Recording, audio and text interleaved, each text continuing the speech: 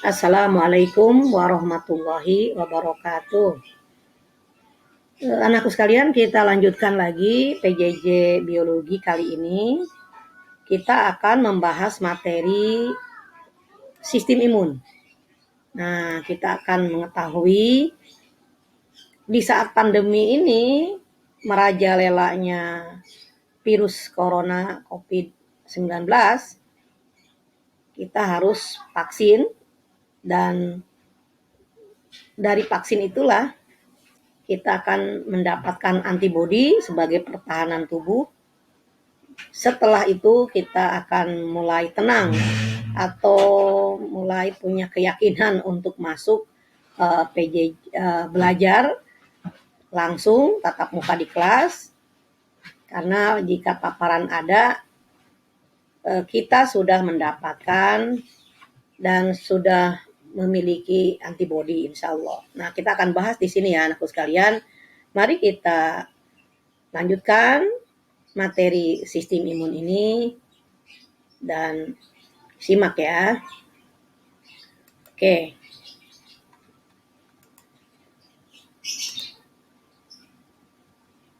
Materi sistem pertahanan tubuh manusia merupakan KD 314, KD terakhir pada semester 2 ini.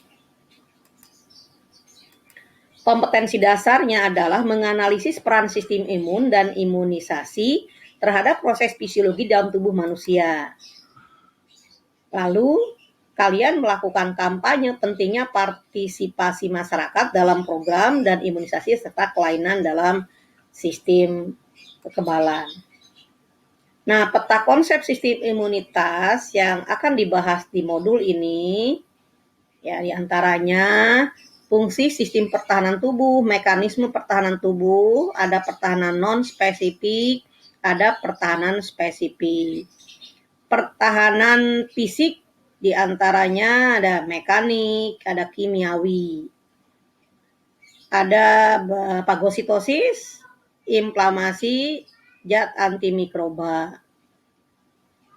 Sedangkan pertahanan spesifik, interaksi antigen antibodi, sel-sel sistem imunitas, mekanisme respon imunitas humoral. Nah, komposisi respon imunitas spesifik akan dibahas, jenis imunitas juga, mekanisme respon imunitas seluler. Faktor apa saja yang mempengaruhi sistem pertahanan tubuh seseorang? Genetik, fisiologis, stres, usia, hormon, olahraga, nutrisi, obat-obatan. Nah, di saat pandemi ini berarti nutrisi harus bagus ya, agar daya tahan tubuh kita bagus. Olahraga. Jadi jika kita melakukan olahraga, tentu sistem pertahanan tubuh kita akan semakin baik. Usia antara manula dengan remaja, anak-anak, tentu tingkat pertahanan tubuhnya sangat berbeda. Tingkat stres, makanya hindari stres ya di masa pandemi ini. Fisiologi tubuh, jadi orang yang sudah memiliki banyak riwayat penyakit, tentu fisiologi tubuhnya ya menurun ya, kurang baik. Dan genetik. Genetik di sini adalah bisa laki perempuan agak sedikit berbeda, atau memang sudah given, seseorang itu sudah mendapatkan kekuatan imunitas secara genetik.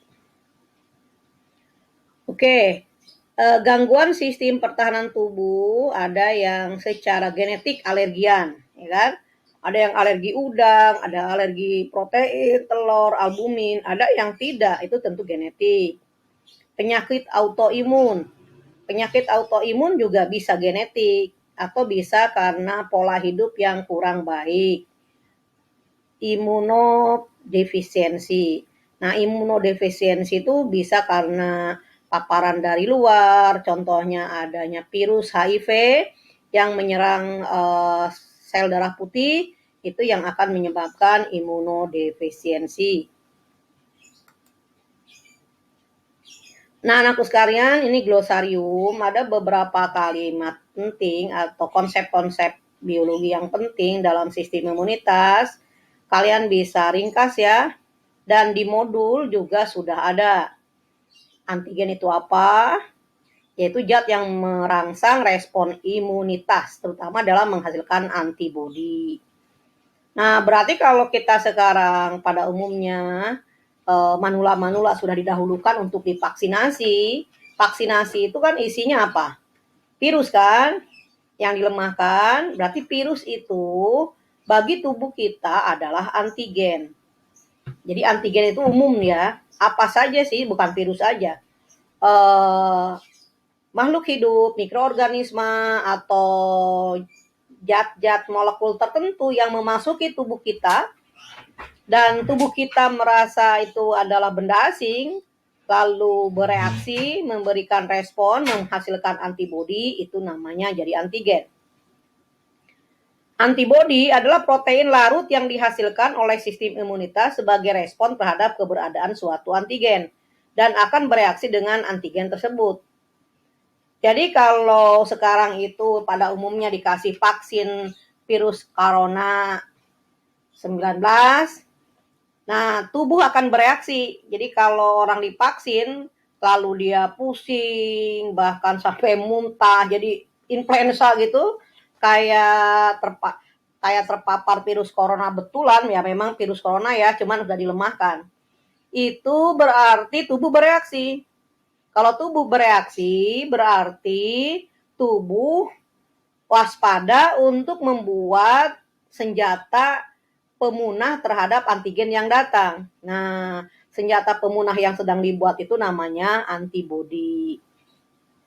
Nah, jika vaksin yang disuntikan kepada seorang manula, tapi tidak ada efek, pusing tidak gitu ya, pilek tidak, atau tidak terasa apa-apa, bisa jadi tubuhnya itu tidak bereaksi dan bisa jadi tidak terbentuk antibodi. Berarti vaksinnya kurang bagus atau tidak sesuai harapan.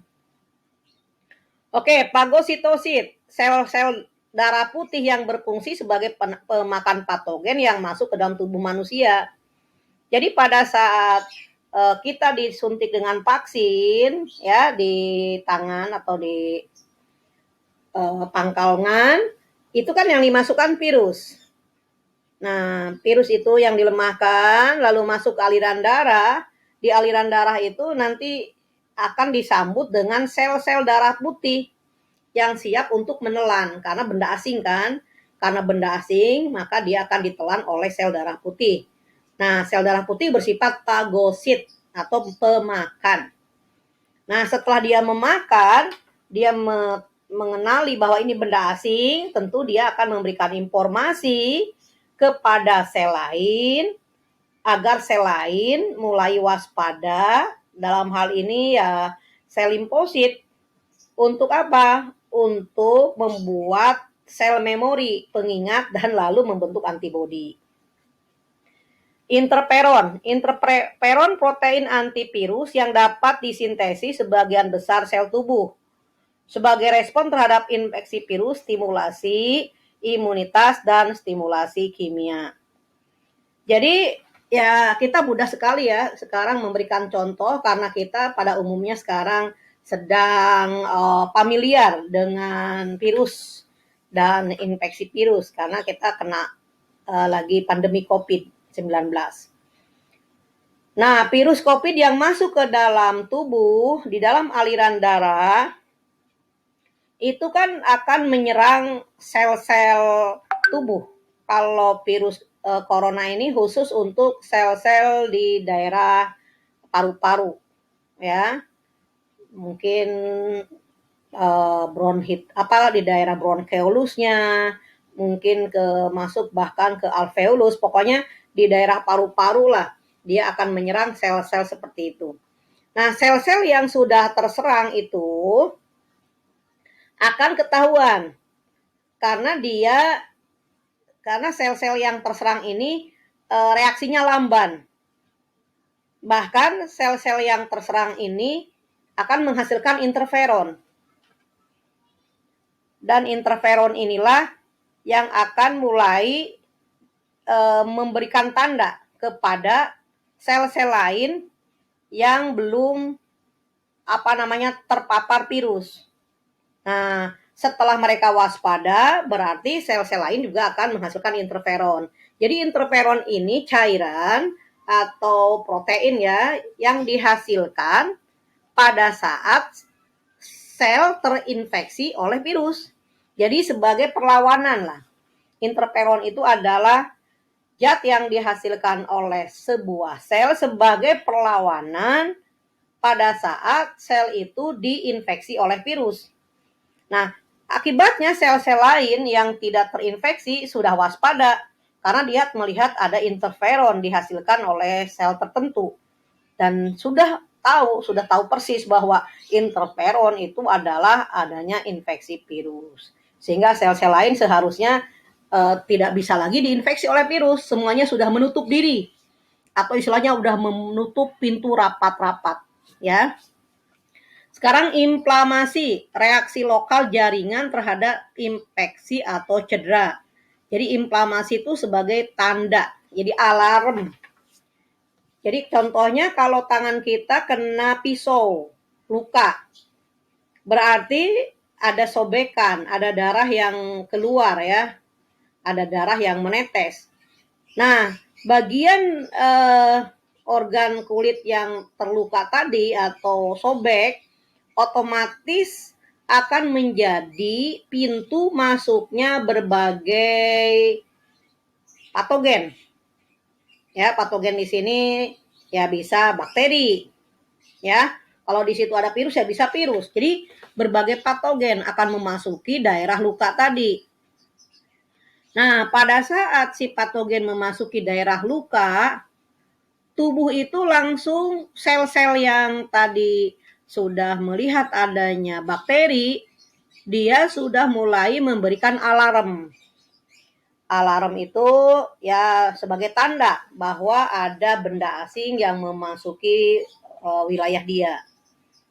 Nah, alarm inilah yang akan direspon oleh sistem saraf, terutama hipotalamus, dan akan menghasilkan enzim yang dapat memperlebar pembuluh darah. Sehingga pembuluh darah mengalami pelebaran, lalu akan keluarlah sel-sel darah putih menuju daerah yang mengalami luka. Dan disitulah terjadi pembengkakan. Lalu badan mulai hangat. Nah, ciri-ciri itulah di situ alarm menunjukkan bahwa ada benda asing atau ada antigen, ada patogen yang masuk ke dalam tubuh karena ada luka. Jadi reaksi demam, reaksi bengkak, reaksi nyeri itu adalah semuanya tanda alarm bahwa ada musuh yang memasuki tubuh. Oke, ini vaksin. Patogen yang mati atau dilemahkan atau toksin yang telah diubah untuk merangsang respon imun, tetapi tidak menyebabkan penyakit. Ya, kenapa? Di vaksin corona kita tidak kena corona beneran ya karena virus yang dimasukkan itu dilemahkan atau sudah mati. Jadi si virus sendiri tidak bisa menginvasi, tidak bisa menjajah atau merusak karena dia udah mati. Tapi tubuh pada saat menerima vaksin ini atau virus yang mati ini tetap aja dia ketakutan kan, tidak mengerti kalau itu mati atau tidak, bagi dia sama aja bentuknya. Nah, lalu dimakan oleh sel darah putih, lalu sel darah putih memberitahu kepada sel limfosit untuk membentuk sel memori. Jadi mengingat terus selamanya bahwa ada musuh yang bentuknya seperti ini, coronavirus misalnya, dan terus dia membentuk antibodi. Jadi tentu vaksin diperlukan ya untuk merespon sistem imun kita membentuk antibodi. Sehingga pada saat nanti ada virus alami yang benar-benar ada memasuki tubuh, tubuh kita sudah punya senjatanya. Dan mudah-mudahan kalau senjata sudah ada, Jika terjadi virus itu datang, tubuh kita tidak langsung kalah, tidak langsung sakit sampai mengalami namanya apa? Pneumonia, gangguan pernapasan dan sebagainya. Jadi vaksinlah karena itu sangat apa ya, sangat aman dan kita diuntungkan karena kita akan mendapatkan respon imun diantaranya antibodi. Oke anakku sekalian, jadi indikator pencapaian khusus yang harus kalian pahami untuk KD 314 ini adalah fungsi sistem pertahanan tubuh, mekanisme sistem pertahanan tubuh yang spesifik non spesifik, faktor yang mempengaruhi sistem pertahanan tubuh, gangguan pada sistem pertahanan tubuh. Tadi di peta konsep sebenarnya sudah dijabarkan.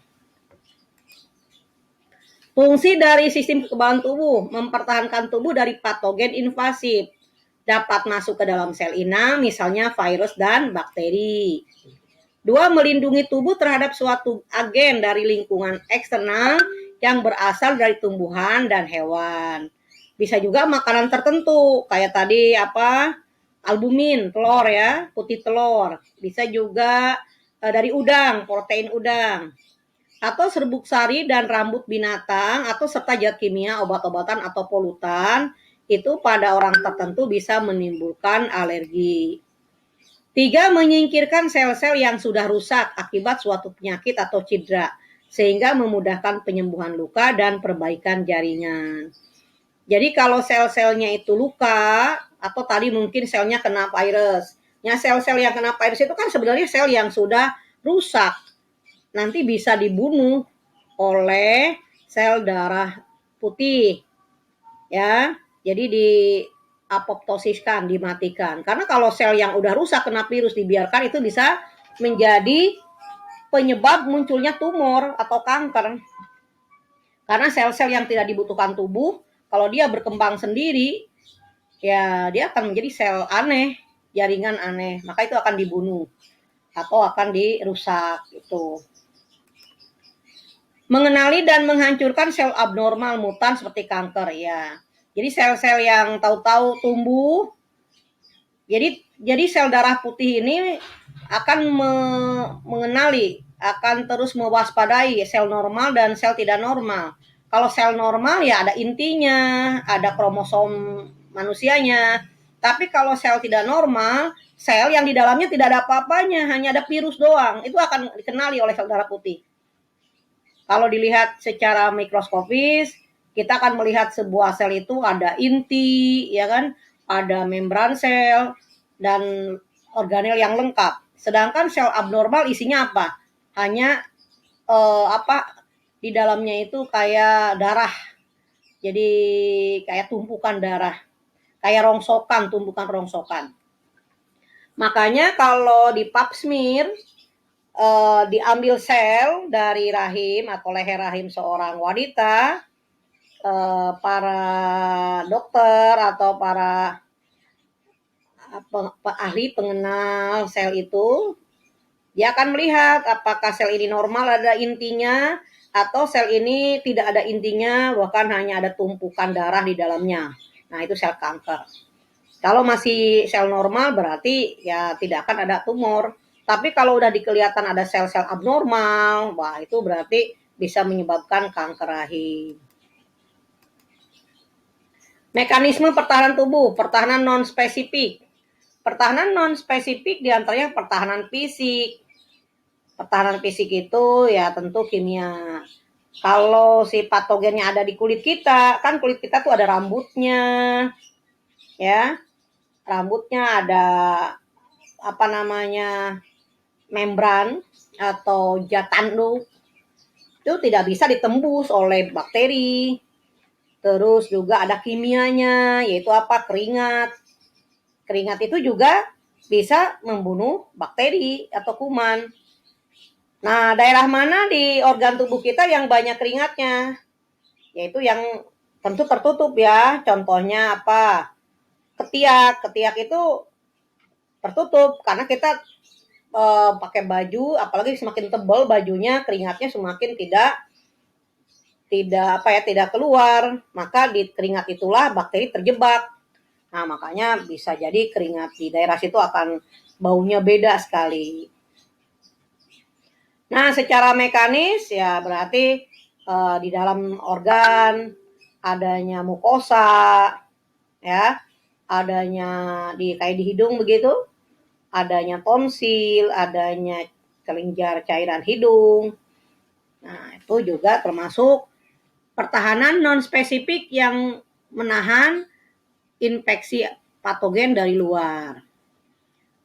Nah, kalau patogennya itu virusnya atau bakterinya udah masuk ke aliran darah karena dia masuk bersamaan dengan luka, jadi kita kena luka pisau atau sengaja kita garuk-garuk sampai luka. Nah, biasanya anak-anak remaja sering menggaruk muka karena gatal. Nah, kalau di muka itu banyak garukan, banyak luka, nah di situ akan tempat infeksinya bakteri atau kuman-kuman. Nah, otomatis disitulah akan ketemu si kuman tadi dengan sel darah putih. Sel darah putih akan langsung memakan benda asing. Berarti pertahanan non spesifik kedua adalah fagositosit, proses memakan atau dimakan oleh sel darah putih. Ketiga, inflamasi peradangan. Satu paket ya inflamasi itu. Jadi alarm lah, kita bahasa orang awam alarm. Jadi pada saat si virus atau patogen masuk ke dalam tubuh langsung pusing, langsung demam, langsung bengkak. Nah, itu adalah namanya radang atau inflamasi. Itu alarm memberitahukan kepada sel darah putih atau ke tubuh secara umum bahwa ada musuh yang masuk, ada infeksi. Zat antimikroba spesifik. Jadi di dalam tubuh kita tuh sudah ada protein-protein tertentu. Jadi protein-protein yang dibuat untuk sengaja menangkap patogen. Jadi mungkin kalian boleh menganalogikan seperti hansip. Jadi kalau ada pencuri, hansip menangkap. Setelah si pencuri ditangkap oleh hansip, maka si pencuri tidak bisa kemana-mana lagi. Dia tinggal diserahkan kepada polisi. Nah, hansip ini kita sebut dengan antimikroba. Polisinya yaitu adalah sel darah putih. Jadi di dalam tubuh kita banyak tuh antimikroba spesifik yang fungsinya untuk menandai atau menempel pada sel darah pada bakteri atau pada virus atau bakteri yang sudah ditempeli oleh protein antimikroba, dia tidak bisa pergi untuk menginvasi ke sel-sel yang masih bagus. Sekarang pertahanan spesifik atau adaptif. Respon imunitas spesifik, interaksi antibodi antigen, jenis imunitas kekebalan tubuh. Nah, komponen respon imunitas spesifik nanti kita jelaskan karena harus ada gambar. Interaksi antigen dan antibodi juga ya. Oke, kita lanjut aja. Nah, ini tabel tentang pertahanan tubuh non spesifik tadi sudah dijelaskan, kulit, membran mukosa, sekresi dari kulit dan membran mukosa. Ya, ini yang mekanik, ini yang fisik. Terus sel darah putih fagosit, protein antimikroba, respon peradangan, itu yang mekanik. Nah, pertahanan tubuh spesifik itu adalah limfosit dan antibodi. Jadi yang spesifik sudah limfosit. Jadi kalau ada bakteri lalu ditelan oleh sel darah putih, itu kan prosesnya fagosit. Dan fagosit inilah merupakan non spesifik. Kenapa disebut non spesifik? Tidak spesifik. Artinya sel darah putih pokoknya melihat benda asing dia telan aja, dia tidak tahu yang ditelan itu mau jenis A, mau jenis B, dia juga nggak mengenali itu corona, bukan corona gitu kan jenis virus banyak ya. Ada virus polio gitu kan, ada virus corona, ada virus influenza biasa, pokoknya sel darah putih menemukan ada virus ya ditelan gitu. Nanti setelah dia telan, tentu dia akan presentasikan kan ke limfosit. Nah, limfosit itu udah spesifik. Dia akan membaca virus apa yang ditelan oleh sel darah putih. Nah, limfosit ini membaca sambil mengingat. Nah, dia membentuk sel khusus, kerjaannya mengingat limfosit ini, lalu dia membentuk senjata. Senjatanya itu namanya antibodi. Makanya limfosit ini disebutnya pertahanan tubuh spesifik. Karena limfosit akan mengenali secara spesifik patogen atau antigen yang tadi sudah ditelan oleh sel darah putih. Limfosit sendiri nggak bisa menelan ya, dia hanya bisa membaca protein-protein yang sudah dihancurkan oleh sel darah putih, begitu. Nah, ini proses fagosit. Jadi ini sel, ini ada mikroba atau bakteri, dia nempel di pinggiran sel, selnya langsung melekuk. Jadi ini adalah proses fagositosit. Jadi kayak amuba ya. Kamu waktu kelas 10 sudah belajar tentang amuba kan? Amuba itu bisa melekuk-lekuk. Sama ini juga membrannya melekuk. Jadi akhirnya mengurung. Akhirnya dia masuklah ke dalam sebuah sel ya, karena selnya kita sebut, ingat gak lisosom namanya itu. Jadi dia masuk ke dalam fagosom. Di dalam lisosom itu kan ada enzim penghancur, ada enzim pencerna atau proteolitik ya. Jadi enzim yang menghancurkan protein. Nah, bakteri atau kuman yang udah masuk lisosom itu langsung dihancurkan. Semuanya jadi fragmen-fragmen protein. Nah, fragmen-fragmen protein itu nanti akan dikeluarkan lagi. Akan dikeluarkan lagi oleh sel darah putih, dikeluarkan lagi, nanti baru dibaca oleh siapa tadi? Oleh limfosit.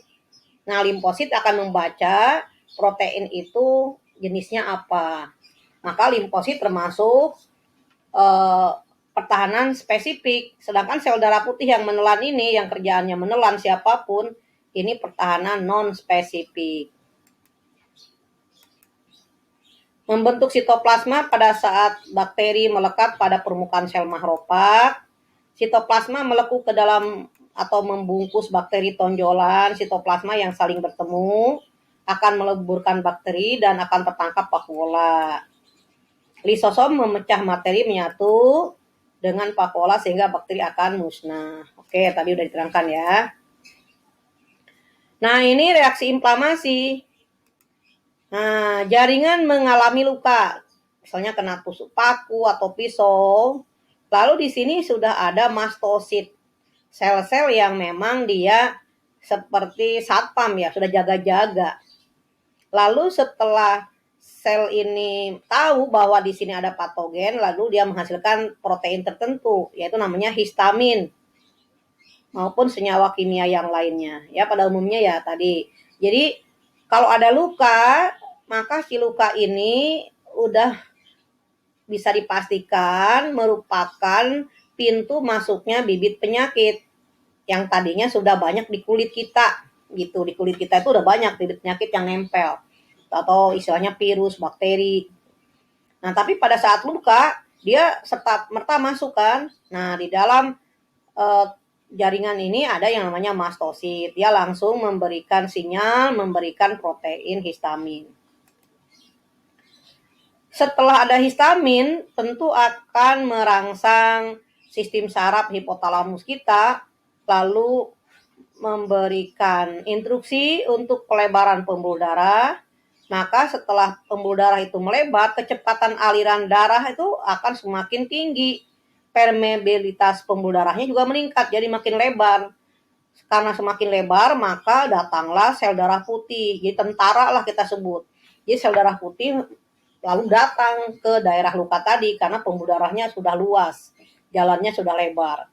Kayak datangnya apa ya, tank-tank atau mobil-mobil untuk menghancurkan. Karena fungsi dari sel darah putih memakan, memfagosit. Perpindahan sel-sel fagosit neutrofil dan monosit ke jaringan yang terinfeksi di sini. Jenis sel-sel fagosit itu yang tugasnya makan, ada neutrofil dan monosit. Sel-sel fagosit kemudian memakan patogen.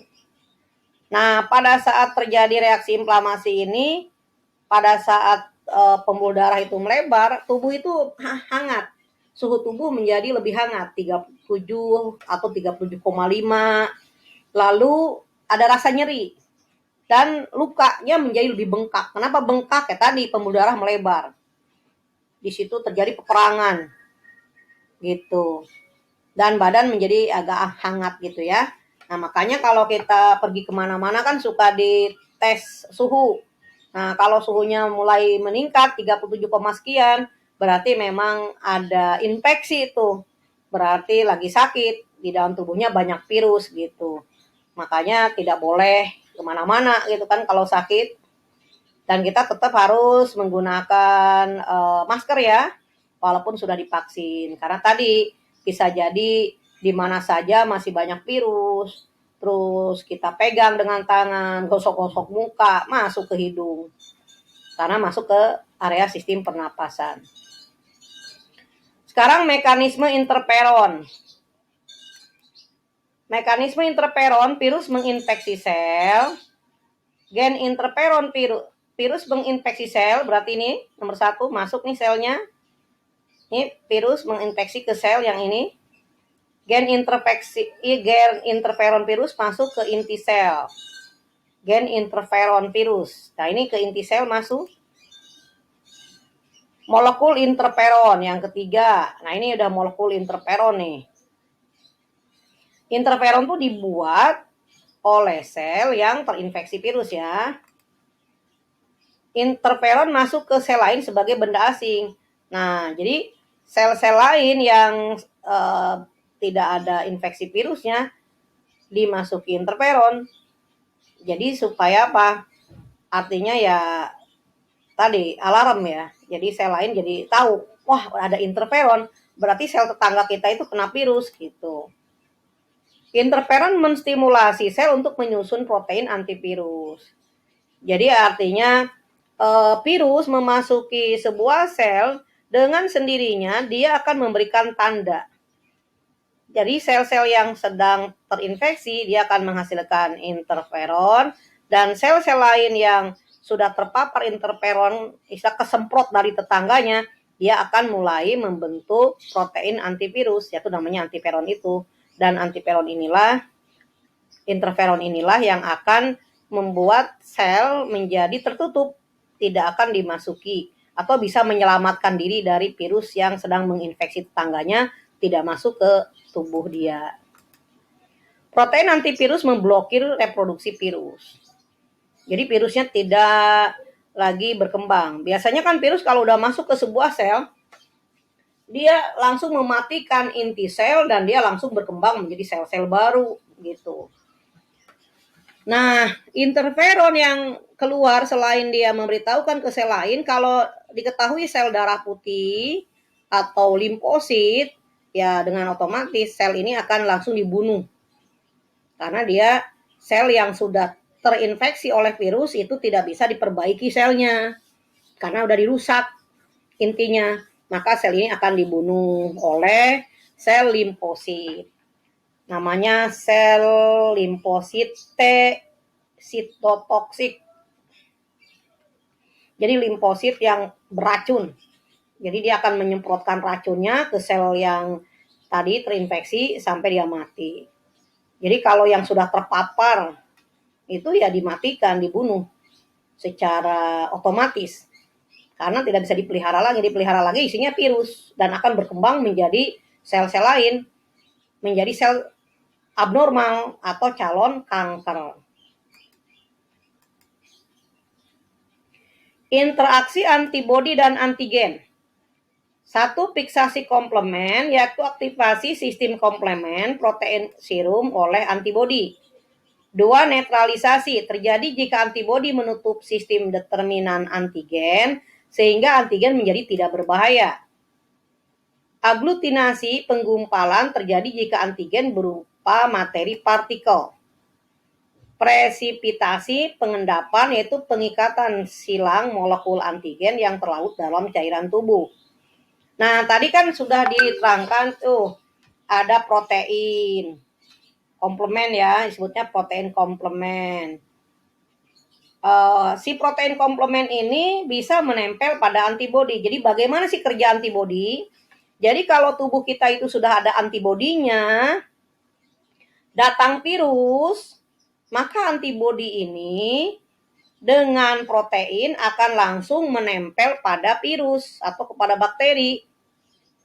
Nah, bakterinya tidak bisa kemana-mana lagi, sudah tidak bisa lagi menginfeksi sel-sel yang lain. Juga bisa dalam bentuk netralisasi jika antibodi menutup sistem determinasi antigen. Jadi kalau si antigen ini kan punya pintu, pintunya tidak bisa dibuka. Pintu itu ya seperti duri lah, namanya epitop. Kan kayak virus corona itu kan punya duri-duri. Nah, duri-duri inilah yang disebut dengan sistem determinan antigen. Ditutup oleh dia sehingga antibodi tidak mengenali. Nah, tapi antibodi bisa dia menetralisir. Jadi menutup saja. Antibodi menutup si virus atau bakteri sehingga dia tidak bisa kemana-mana juga. Atau digumpalkan. Jadi si antigen itu kayak misalnya protein, albumin, dia kan bukan makhluk hidup ya, tapi digumpalkan sehingga dia tidak bisa menempel di sel-sel lain, atau juga bisa diendapkan gitu. Nah, begini gambarnya. Ini antigen misalnya, bakteri lah ini ya. Nah, setiap bakteri, setiap antigen tuh punya duri. Nah, duri-duri inilah yang dikenali oleh apa? Oleh antibodi. Nah, antibodi nempelnya ke duri. Di sini ada epitopera atau antigenik determinan. Nah, di sini lihat ada duri kecil. Nah, antibodinya ada penutupnya. Kalau di sini agak bulat, antibodinya ada penutupnya. Jadi sejodoh. Makanya antibodi ini disebut spesifik. Karena dia antara epitop dari antigen dengan bagian antibodi itu harus pas. Kalau tidak spesifik tidak bisa gitu. Antibodi A akan berikatan dengan epitop pada permukaan antigen ya. Kalau yang berbentuk apa ini kotak ya, nempelnya di sini ya nggak bisa. Jadi antibodi itu harus khas dengan epitop. Jadi kalau virus corona punya epitopnya misalnya berbentuk runcing segitiga, maka antibodi yang dibuat juga merupakan antibodi yang memiliki ujung yang bisa menutup segitiga, epitop segitiga begitu. Kalau epitopnya berbentuk bulat, nah berarti penutupnya juga harus bulat, tutupnya biar ngepas gitu. Itu namanya imunitas spesifik, cara kerja antibodi. Nah, ini jenis-jenis antibodi berbentuk huruf Y ya. Nah, IgG, IgD, IgE, IgA, dan IgM. Ini protein-protein ya, protein-protein yang dibentuk tapi dia seperti apa ya, seperti senjata lah. Ini senjata berkaki 5. Ini atas bawah punya kaki, ini atas saja semuanya ya. Nah, IgG jumlahnya paling banyak sekitar 80%. Jumlah akan lebih besar setelah pejanan pertama. Jadi IgG itu antibodi yang dibuat setelah seseorang itu terinfeksi. Misalnya nih virus corona. Pada saat virus corona memasuki tubuh, tubuh langsung kan reaksi inflamasi, panas, demam, batuk, tidak bisa nyium apa-apa. Nah, tubuh bereaksi, langsung membentuk antibodi. Nah, antibodinya biasanya kan 14 hari ya, antibodi itu. Makanya orang harus dikarantina, diisolasi mandiri atau itu ya. Itu antibodi pertama yang tiba di lokasi infeksi, itu IgM namanya. Nah, langsung dibuat. kan sel darah putih sudah menelan, lalu dia memberitahukan kepada limfosit yang harus membuat sel memori dan antibodi. Tapi setelah 2 minggu, tidak berhenti dia. Sel memorinya akan memerintah lagi membuat antibodi permanen. Namanya IgG. Yang jumlahnya paling banyak. Nah, jadi seorang yang telah terpapar virus corona, jika dia mendapatkan paparan kedua, maka dia akan dihadapi oleh senjata yang namanya antibodi yang sudah IgG. Jadi pada seseorang itu akan terbentuk dua antibodi. Antibodi IgM, aglutinogen M, dan IgG, aglutinogen G. Aglutinogen M itu paparan pertama datang langsung bereaksi, langsung antibodi. Jadi istilahnya senjata pertama lah, pertolongan pertama pada kecelakaan ya. Pertolongan pertama pada pertahanan tubuh ada IgM dulu, antibodi yang dibentuk sangat cepat. Nah, dalam waktu 14 hari. Nah, setelah itu baru dibentuk antibodi paten atau antibodi yang selamanya ada. Yang terus-menerus akan bisa menjadi senjata yang melawan virus corona. Jadi sebenarnya orang yang sudah terpapar virus corona itu ya tentu ada hikmahnya ya, dia jadi punya IgG. Sedangkan antibodi D, IgD, membantu memicu respon imunitas jumlahnya sedikit. Nah, kalau ini sudah ada terbentuk secara umum. Artinya setiap tubuh kita sudah dibentuk IgD ini. Dan ini lebih kepada melihat penyakit, terus dia tempelin, yang kayak tadi ya, tempelin supaya penyakit itu tidak pergi kemana-mana atau bakteri itu tidak pergi kemana-mana. Nah, ada yang IgE menyebabkan pelepasan histamin dan mediator kimia lain. Nah, kalau IgE itu lebih kepada kayak alergi. Dia merespon adanya zat-zat kimia yang kayak protein gitu kan. Itu lebih kepada dia terespon jika ada zat-zat yang tidak dikenali atau zat asing. Jadi nanti dia memberikan histamin, akibatnya kan orang jadi radang, demam, dan itu namanya reaksi alergi. Nah, IgA itu antibodi yang given, artinya langsung ada, dibuat oleh tubuh kita. Nah, itu untuk melawan mikroorganisme secara umum dulu yang terdapat pada keringat, ASI, dan ludah. Jadi IgA ini pada ASI, jadi seorang balita yang disusuin oleh ibu, otomatis daya tahan tubuhnya akan lebih baik karena dia sudah mendapatkan langsung dari ASI. Begitu. Nah, antibodi ini tentu semuanya dibuat oleh tubuh jika tubuh memiliki energi, memiliki nutrisi, tidak stres, terus memiliki waktu tidur yang banyak, karena semua zat-zat ini dibuat saat kita santai, istirahat, dan tidur. Makanya kalau orang stres akan lebih mudah kena sakit, karena antibodi-antibodi ini tidak terbentuk. Fungsi dan macam antibodi. IgA melawan mikroorganisme, banyak terdapat pada zat sekresi seperti keringat, ASI, dan ludah. Tadi udah. IgD membantu memicu respon imun, jumlahnya sedikit. Ini di alat pencernaan, di organ-organ dalam ya. IgE menyebabkan pelepasan histamin dan mediator kimia. IgG jumlahnya paling banyak, sekitar 80%, jumlahnya akan lebih besar setelah pejanan pertama tadi ya. Jadi IgE ini tadi antibodi yang dibuat khas setelah ada infeksi virus ya.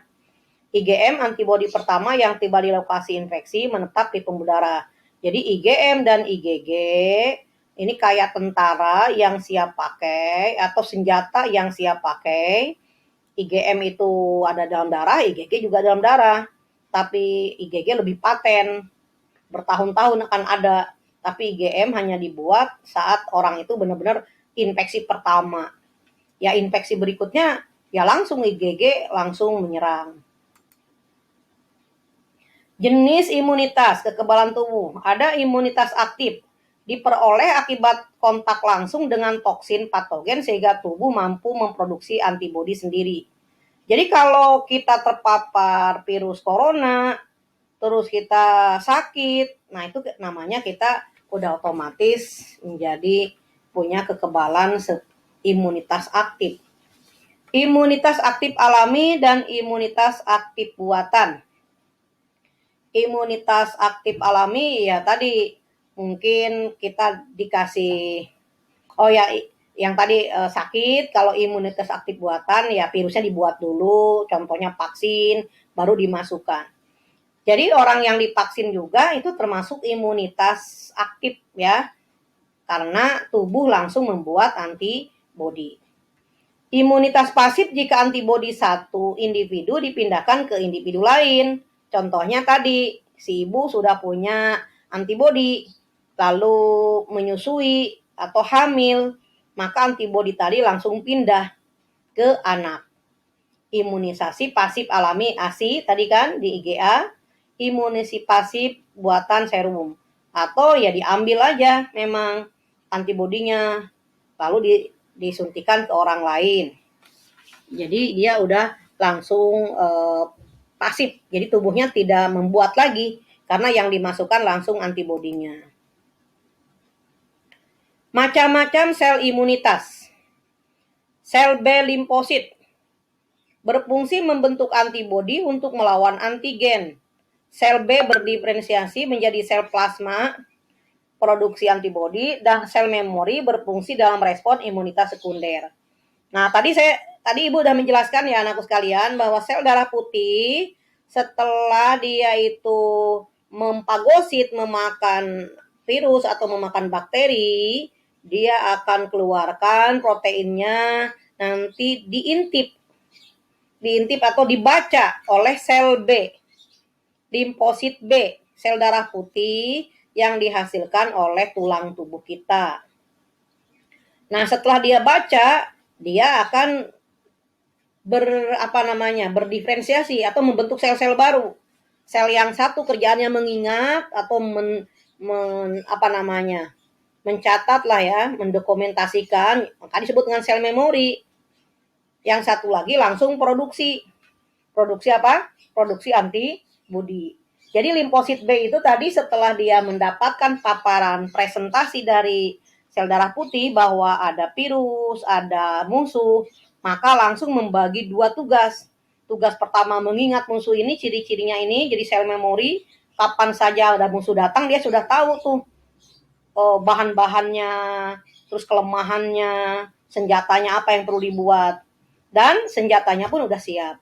Yaitu tadi ya antibodi G, antibodi M, dan antibodi G. Antibodi M yang langsung dibuat dalam waktu 14 hari, anti G bisa lebih dari 3 bulan, bisa 2 tahun. Dalam waktu 2 tahun baru terbentuk. Yang kedua sel T limfosit, yaitu sel darah putih yang mampu mengenali dan membedakan jenis antigen patogen spesifik. Saat pengenalan antigen, sel T berdiferensiasi menjadi sel T memori dan sel T efektor, sitotoksik, sel T penolong, dan sel T suppressor. Nah, ini sel T ini sama-sama limfosit. Jadi sel darah putih juga ya. Cuman kenapa disebut limfosit T? Dihasilkan di kelenjar timus. Kelenjar timus itu dekat paru-paru kita ya. Kalau ini limfosit B dihasilkan di sumsum tulang belakang. Bone, ini timus. Nah, limfosit T ini mampu mengenali dan membedakan jenis patogen spesifik. Wah, ini bakteri atau virus. Kalau dia tahu, oh ini virus yang menginfeksi, selnya ini sudah kena virus, langsung si sel T tadi membuat memori dan sel T efektor. Kalau dia tahu bahwa itu sudah virus, ya udah berarti dia mengirimnya sel T sitotoksik, sel limfosit beracun, artinya sel limfosit yang mampu membunuh sel yang kena virus tadi, karena dia merusak ya, bakal jadi tumor, jadi langsung dibunuh.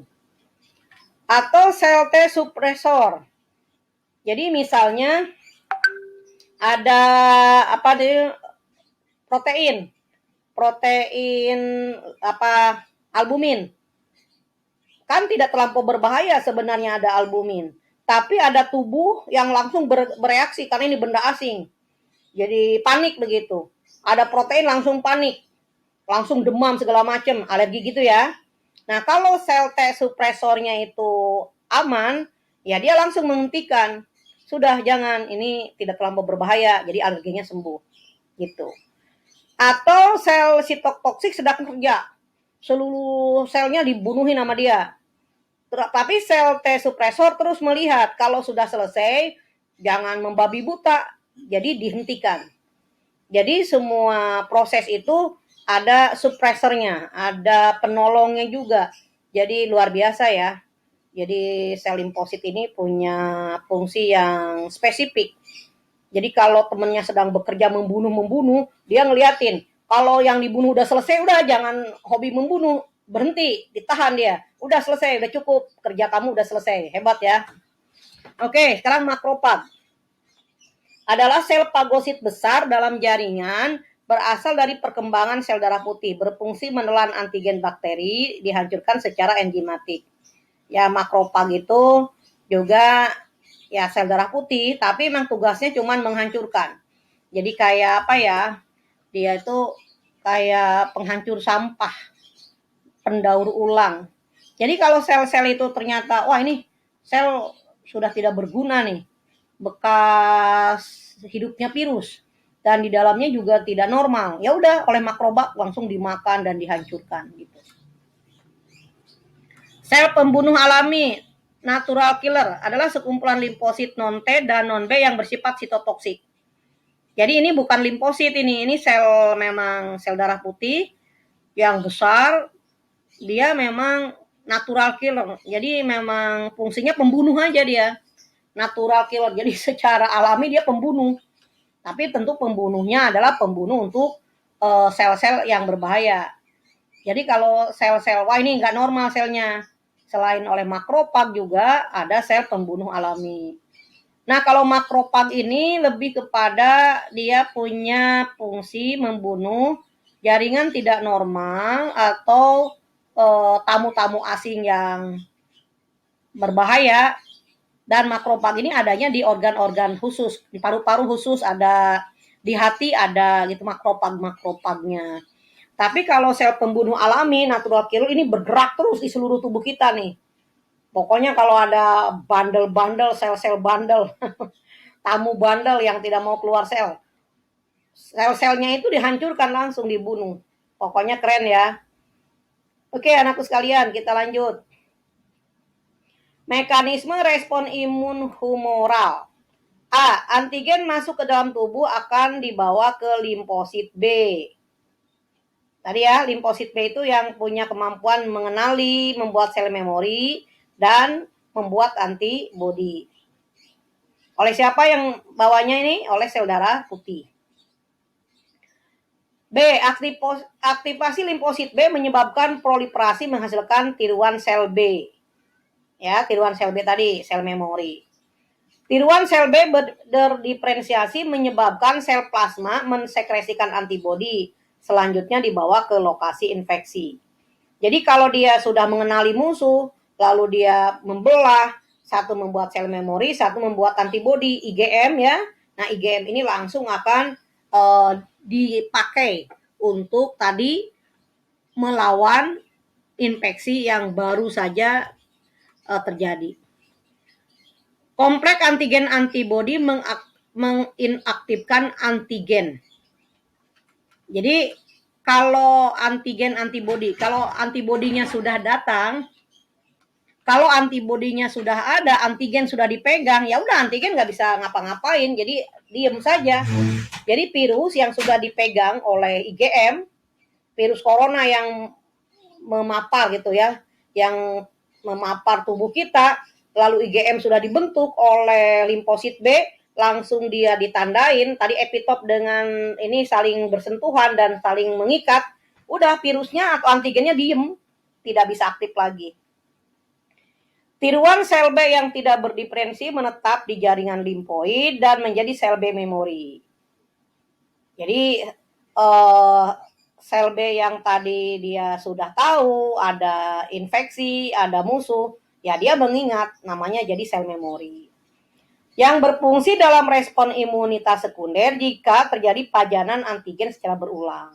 Jadi kalau mungkin setahun kemudian, 2 tahun kemudian orang itu kena lagi infeksi virus corona, ya tubuh langsung mengenali, nggak panik. Ya itu udah ada sel memori dan langsung dikirim nanti antigennya, IgG ya. Oke. Oke, kita lihat tabel komponen the immune system. Tadi non-spesifik, humoral, interferon, TNF itu protein ya, komplement seluler, makrofag, neutrofil. Nah, ini neutrofil itu semuanya sel darah putih ya, yang fungsi fagosit. Spesifik, humoral, antibody. Antibody tadi yang IgM dan IgG yang dibuat langsung ya, saat ada infeksi. Ada juga antibodi yang dibuat tanpa ada infeksi, yaitu kayak IgD, IgA, IgE, sudah langsung dibuat secara umum karena untuk menahan benda-benda asing. Seluler ya ada sel T, ada efektor sel, sel-sel tadi yang berfungsi untuk menahan, membunuh gitu.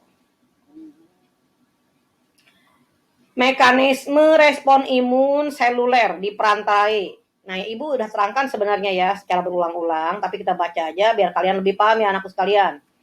Ekstraseluler, antigen misalnya bakteri ditelan makrofag yang mengandung fragmen protein peptida dari antigen tersebut. Ya. Makrofag membentuk molekul MHC kelas 2. MHC kelas 2 menangkap peptida antigen dan membawanya ke permukaan sel, memperlihatkan ke sel T penolong. Sel T penolong akan mengaktifasi makrofag untuk menghancurkan mikroorganisme yang ditelan. Nah, ini adalah sel darah putih. Sel darah putih yang sudah menelan. Ya, makrofag. Lalu makrofag ini mempresentasikan. Makrofag membentuk molekul MHC kelas 2 ini nih. Jadi nah ini yang warna merah ya. Ini protein asing nih. Yang MHC protein tadi kelas 2 tuh diperlihatkan. Nih. Jadi dia kayak lagi presentasi lah, lagi ngobrol. Tadi aku sudah membunuh bakteri. Nah, ini jenis proteinnya begitu. Diterima tuh presentasinya itu oleh T-cell. T-cell penolong. Jadi dia menolong, tapi nanti setelah itu ya dia akan memutuskan kalau ini adalah virus, nanti ya sel, tapi yang dibunuh bukan sel darah putih ya, sel yang kena virus nanti akan dibunuh. Terus dia juga akan mensupresor atau mensitotoksik. Jadi kalau sel yang terinfeksi oleh protein-protein bakteri ini, ya bisa dibunuh oleh sel T sitotoksik. Mekanisme respon imun intraseluler. Antigen misalnya virus menginfeksi sel tubuh. Sel tubuh membentuk MHC kelas 1. Ini bahasa Inggris ya. MCH kelas 1 menangkap peptida virus dan membawa ke permukaan sel dan memperlihatkan sel T ke sitotoksil. Ini sitotoksik. CTL akan teraktivasi oleh kompleks MHC kelas 1 peptida virus dan sel T penolong. CTL kemudian berdiferensiasi menjadi sel pembunuh aktif yang akan membunuh sel yang terinfeksi. CTL tidak akan berdiferensiasi menjadi sel memori yang berfungsi dalam respon imun sekunder. Jadi yang membuat sel memori tadi sel B ya. Oke, jadi tadi udah diterangkan, jadi setiap sel itu akan mempresentasikan bakteri atau protein, di sini peptida ya, protein virus diperlihatkan. Nanti ada sel T sitotoksik untuk membaca. Setelah dibaca, lalu tentu dia akan membunuh sel-sel yang sudah terkena oleh protein jenis itu. Nah, ini gambar proses presenting sel. Nah, ini presenting yang kelas 1. Nah, ini sel darah putih yang sudah menelan, menghancurkan virus, lalu membentuk MHC kelas 1, terus datang sel T ya kan, yang untuk menerima pengaduannya itu,